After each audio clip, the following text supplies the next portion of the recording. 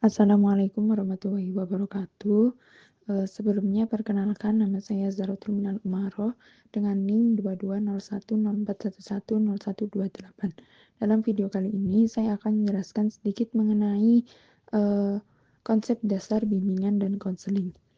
Baik, menurut Prayitno, bimbingan dan konseling merupakan proses bantuan yang dilakukan melalui wawancara dan berbagai kegiatan lain dalam hubungan tatap muka antara konselor dan klien, dengan tujuan agar klien mampu memahami diri, mengembangkan potensi, serta mengatasi masalah yang dihadapinya. Jadi, bimbingan dan konseling itu merupakan proses pendampingan yang dilakukan secara sadar dan terencana untuk membantu seseorang mengenal dirinya, memahami berbagai persoalan yang dihadapi, serta menemukan cara terbaik untuk mengembangkan potensi dan membuat keputusan yang tepat dalam hidupnya.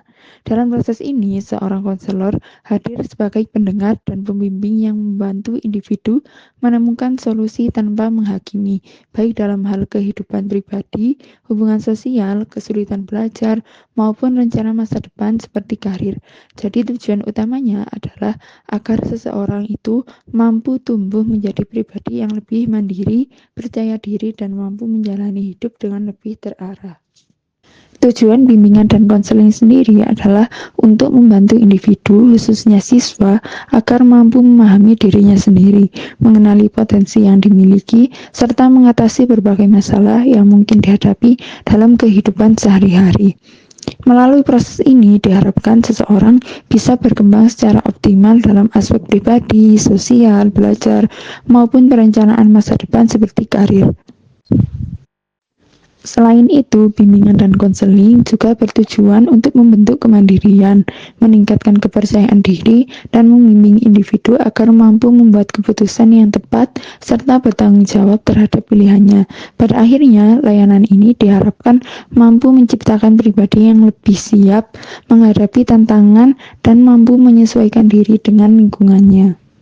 Dan konseling memiliki beberapa fungsi penting dalam membantu perkembangan individu secara menyeluruh. Di antaranya yang pertama yaitu fungsi pemahaman, yaitu membantu seseorang mengenal dan memahami dirinya sendiri, baik dari segi potensi, minat maupun kelemahannya.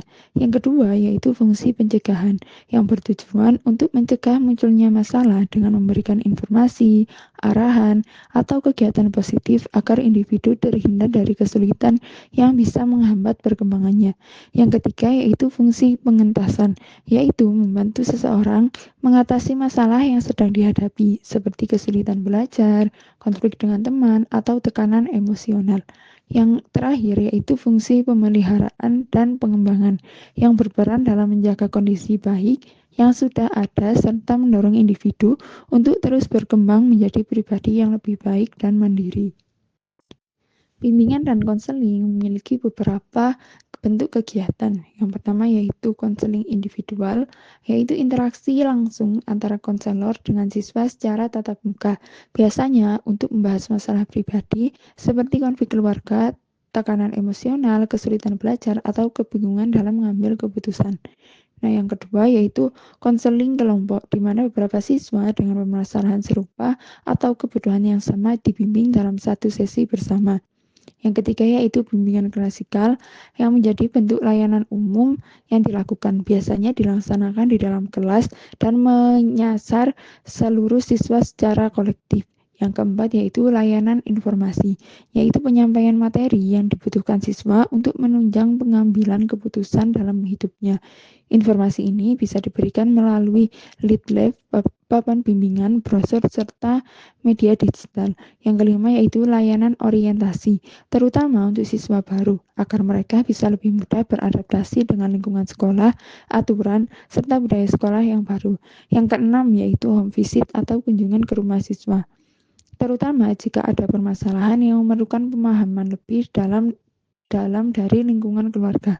Kegiatan ini dilakukan secara hati-hati dan penuh etika agar tidak mengganggu privasi siswa dan keluarganya.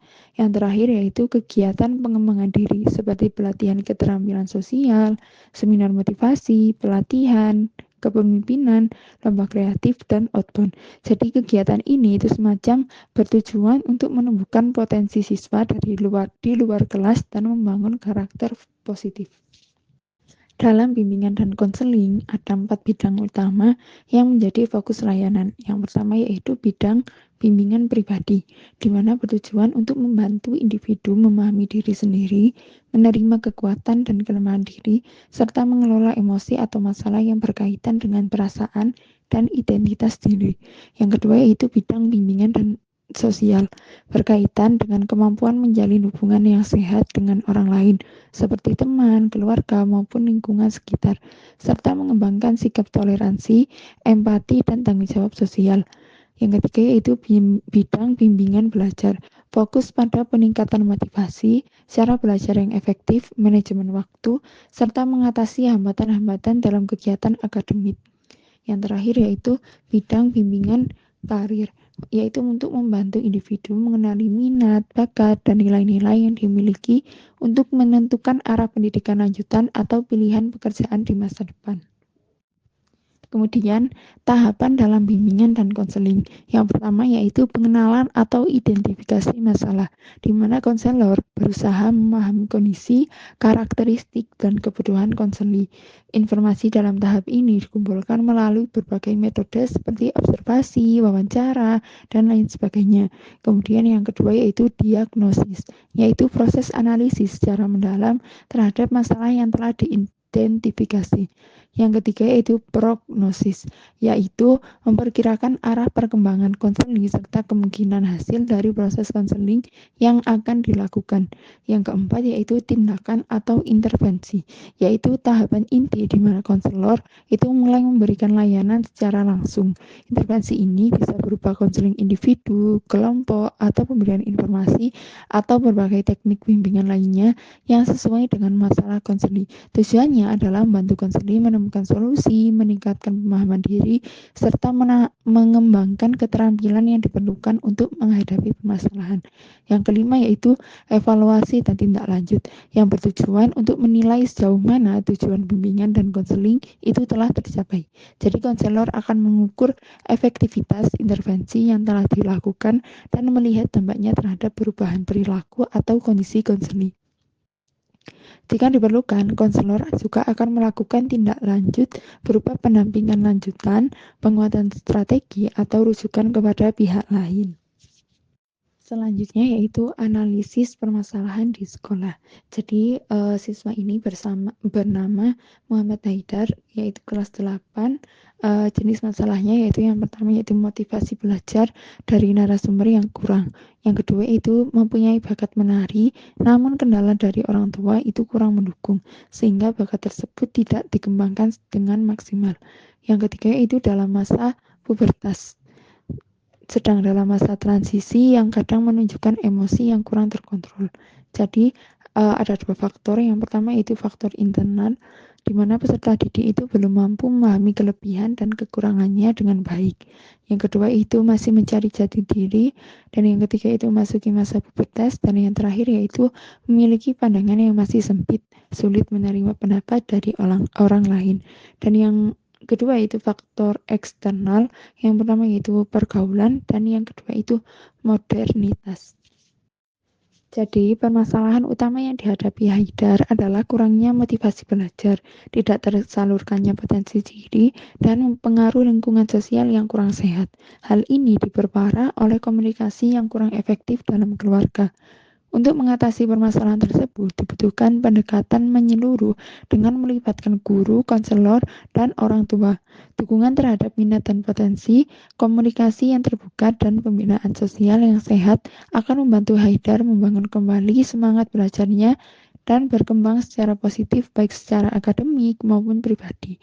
Pendekatan konseling yang bersifat humanistik dan terstruktur dapat menjadi solusi efektif dalam mendampingi Haidar melewati masa krisis ini. Kesimpulannya, bimbingan dan konseling merupakan proses pendampingan yang dilakukan secara sadar, terencana, dan sistematis antara konselor dan konseli guna membantu individu mengenali potensi diri, mengatasi berbagai permasalahan pribadi, sosial, akademik, maupun karir, serta mengembangkan kemampuan membuat keputusan yang tepat. Layanan ini mencakup berbagai bidang dan bentuk kegiatan, seperti konseling individu, kelompok, layanan informasi, dan pengembangan diri, yang semuanya bertujuan untuk membentuk pribadi yang mandiri, percaya diri, serta siap menghadapi tantangan hidup. Proses bimbingan dan konseling dilakukan melalui tahapan yang terstruktur, mulai dari identifikasi masalah hingga evaluasi, dengan harapan menciptakan pertumbuhan dan perkembangan konseling secara menyeluruh dan berkelanjutan. Kurang lebihnya mohon maaf, saya akhiri. Wassalamualaikum warahmatullahi wabarakatuh.